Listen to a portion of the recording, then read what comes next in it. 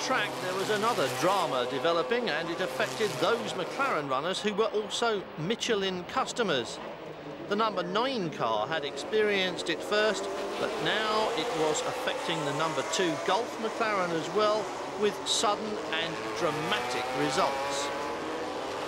As the crew waited anxiously in the pits, they already knew from their radios that the rear tyre on the number 2 car had suffered delamination, a posh word to describe the tyre coming apart at the seams, which isn't much fun at 180 miles an hour.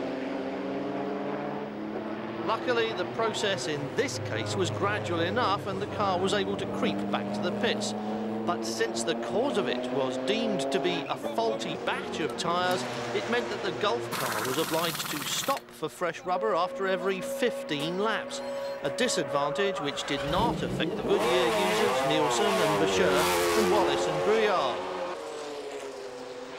But shortly after, the 28 Ferrari retired with electrical problems. Andy Wallace had wheel problems anyway, as a wheel nut came off and the wheel itself got jammed up inside the wheel arch. In fact, a stroke of luck, since it kept the car high enough off the ground for him to get back to the pits without destroying hub or suspension, although it clearly cost him a lot of time.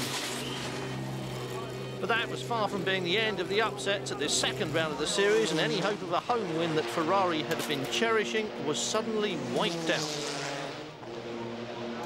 The 27 car was hit by the number 12 Porsche in a silly move which could never have succeeded. And even as the Ferrari engine resolutely refused to light up again, still the attrition wasn't over. And at the end of a lap-long struggle, Nielsen and Weaver collided, leaving James Weaver stranded in the gravel and the number 1 car clear to run on after the race leader. In GT2, the number 56 Porsche was firmly established as the class of the field as well as the class leader. And even as it ran faultlessly towards the finish, there was yet more upset in store. And the final act in this theatre of tragedy was a gear change failure in the number 3 McLaren.